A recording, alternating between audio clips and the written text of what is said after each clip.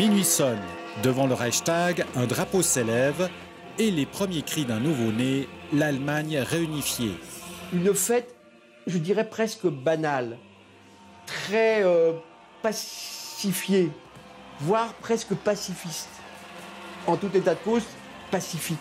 Histoire de ne pas réveiller ces vieux démons et de ne pas effrayer les voisins, déjà inquiets face à cette réunification menée au pas de charge. C'était vraiment rapide et personne ne s'attendait à ce que ça soit aussi rapide. Moins d'un an plus tôt, en effet, le mur s'effondre à Berlin. La libre circulation des personnes, voilà un fantastique pas en avant qui résout bien des problèmes ici, mais qui en pose d'autres. Envoyé spécial de la télévision suisse romande, Pierre-François Chaton assiste à l'accueil réservé aux frères et sœurs de l'Est, comme on les appelle alors. Le lendemain de la chute du mur, ils étaient des centaines de milliers et ils étaient accueillis, on leur distribuait à manger, on leur distribuait des bananes. En fait, déjà là, un peu le sens de l'accueil allemand. Gilbert Casasus se trouve, lui, à Hanovre.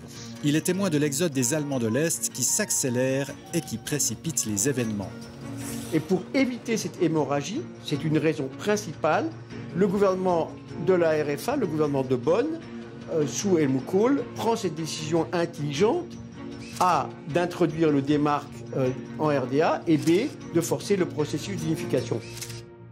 Mais plus le temps avançait, plus les critiques existaient. 25 ans plus tard, l'Allemagne accueille les réfugiés syriens.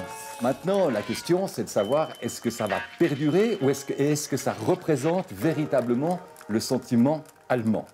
En fait, aujourd'hui, on sait que dans la partie est de l'Allemagne, ces réfugiés, des étrangers de manière générale, ne sont pas vraiment bienvenus.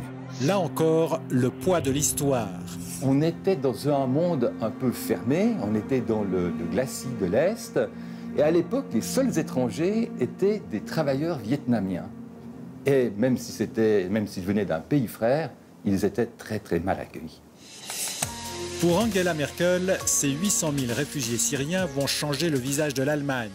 Un nouveau défi, 25 ans après celui de la réunification.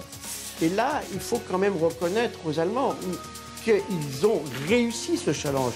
L'Allemagne, comme ça a été le cas après la Seconde Guerre mondiale, est en capacité de surmonter, peut-être plus que ne le font d'autres, d'être à la hauteur des enjeux qui existaient.